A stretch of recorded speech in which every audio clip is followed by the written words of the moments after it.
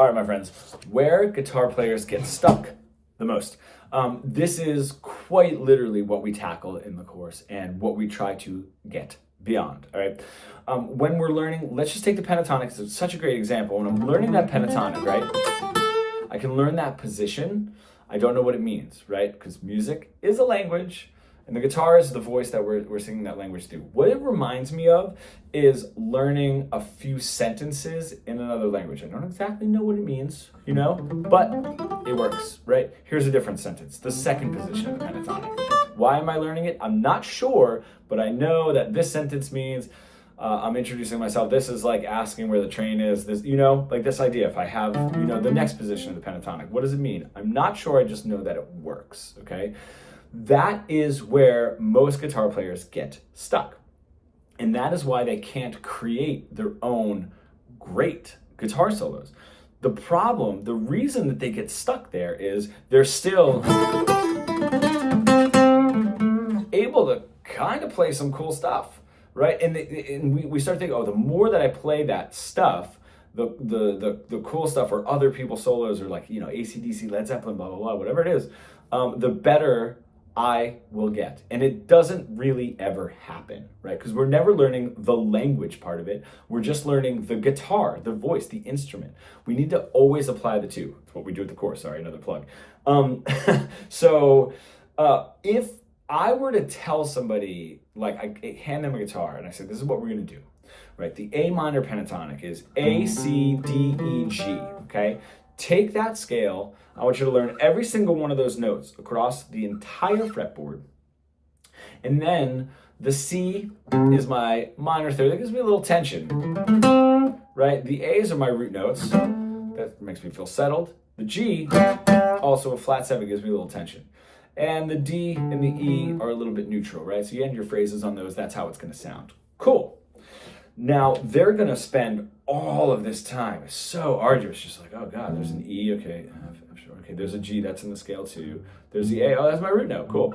Right? It's going to take them so long. And then they'll get here and they'll be like, oh, I know where the notes are and I know what they mean. All right? So now, at the end of this slightly long process, they're able to play some solos, right, throughout the guitar neck without thinking, what position am I in? They don't have any idea. They haven't learned positions. Positions is meaningless to them, right? So then, if I take somebody and say, hey man, this is first position of the pentatonic, cool. I'm not telling them the notes. That's just all it is. This is the second position of the pentatonic, cool. All right, that's all you get, right? This is the third position of the pentatonic. We when we're learning that, memorizing it, I say learn, it's really memorizing, which are two different things. When we're doing that, we're not constructively getting anywhere, right? It's simply just, we're not even learning that it's the same notes, just starting and ending in different places, right? The only reason that we have those positions of the pentatonic and other instruments don't is because, like, if you're playing piano, or if you're playing clarinet, or if you're playing trumpet, whatever the instrument is, right? There's no positions. They're just playing A, C, D, E, G, A. From the A minor pentatonic, from the lowest note that they have to the highest note that they have. That's it. That's the only way that they can think about it, right? It's not really positions, right? Piano, I know, is set up in octaves, but not really positions in the way that the guitar is, right? Where this is first position, this is second position of the pentatonic, this is third position of the pentatonic. But we don't even know that, when we're learning that, we don't even know that that's the same group of notes. We don't know what the notes are, and our ear probably isn't ready to be like, oh, it's the same notes, right? So what we have is the guitar application without the language, or the language application without the guitar, right? Learning all the notes and where they are, and oh my God, this is taking forever. But I'm here, and now I can start making my own solos. Oh, look, I can do it all over the guitar neck because I know where all of these notes are. Oh, that's pretty cool, right? It took a long time, but I got it, Whereas this person just like gets this far and is like, oh, I can play this Zeppelin solo. I can do this. Oh, I can move up to the second position, right? The little blues box up there, like all these other players do. Oh, cool. I'm going to stay right here because I'm playing things that kind of sound cool. I don't know what they are, but they kind of sound cool. And then when it comes time to really learn why those things sound cool, it starts to become a little bit more of that arduous process. So we get stuck. Fuck, I don't really know what you're talking about, man. Now, the best part too is if you're going through the course or you're just learning this in general, is you don't have to stop doing what you're doing. Keep putting on the backing track or whatever and just riff around. Keep doing it, man. Keep playing those Zeppelin solos, those AC/DC solos that sound cool to you, you know? And then as you're learning the musical application for it and recognizing where these notes are and what they do and musically what they mean, right? You're learning the sentences, like we were sort of saying before. You're not just, oh, I know if I say this, I'm introducing myself. I know if I say this, I'm asking where the bathroom is. Like, you know, now you're given those positions of the pentatonic. You're given those sentences to help you move around the neck, so you don't have to sit there being like, oh my God, C, oh, that was part of the scale. Oh, D, okay. No, that's not it. No, that's an E flat. I would need an E, okay. Oh my God, that would take forever. Here are the sentences. Here are the positions of the pentatonic.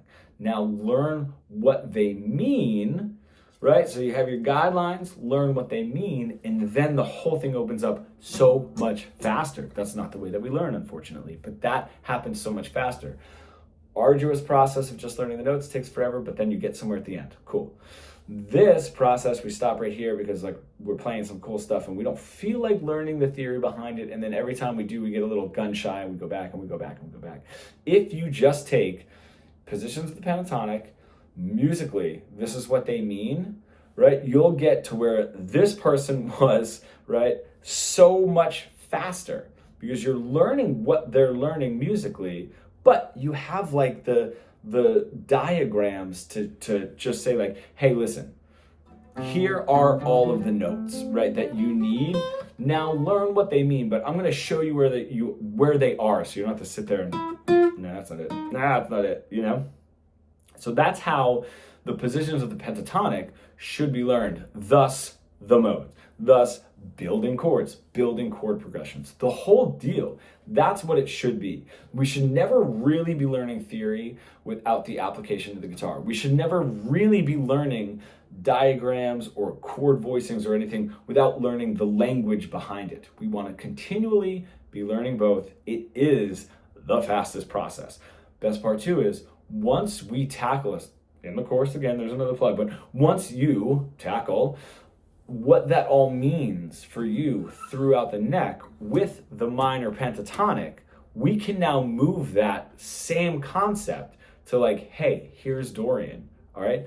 In our minds, we know, all right, this is not just dots on a diagram. This means something. Cool. And then you start learning the meaning behind it. And that's where learning really snowballs, you know? And it gets fun because you never have to stop doing the fun thing. I would recommend that if you are playing and just riffing up and down, whatever, that you're thinking somewhat of what we're learning, and eventually they will merge. The best part too, I will say, is let's just say you're not sure why your solos don't sound good. And a lot of us don't. A lot of us are just like, man, what? I need more. Give me another position, right? Give me a mode. What can I, right? No, that's not going to help. Okay. If we learn musically what we're doing and how to phrase it, that's what's going to help when we're like sort of like rambling in our solos. So if you do put on that backing track and just start going to town with that minor pentatonic, you're going to start hearing why your solos are boring, right?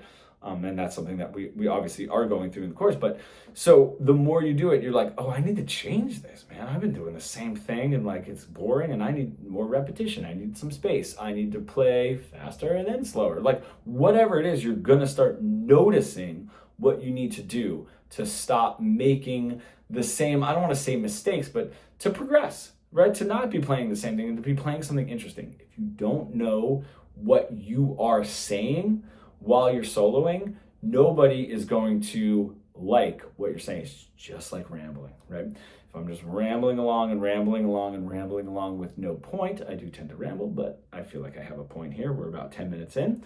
If I had 0 point, no one would listen to me because I don't know what I'm saying. So why would you listen to somebody who doesn't know what they're saying? Right? We learn these concepts, we learn why it's not working, and we can change it. And then we're just doing the same thing. We're just doing it everywhere, over the neck, and knowing I don't know what position I am in, right? I only know the positions of the pentatonic to help me musically navigate, not to memorize them and then be like, okay, I'm gonna start here and I'll start this. I'll move down to that position. That's not what's happening anymore, right?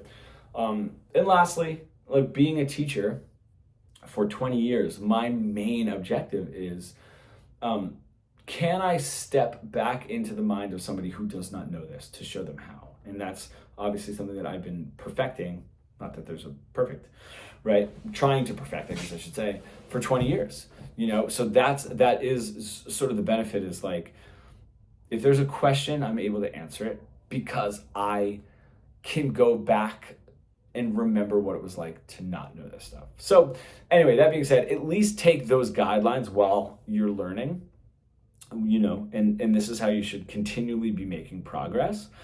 A little bit of the theory, a little bit of this. And then if you would like to work with us and do the 12-week course where the results are guaranteed, you can read all about that. You can just comment below or go to the link in the bio to schedule a free call and see if you're the right fit and if you're ready to really take your playing to another level. So awesome.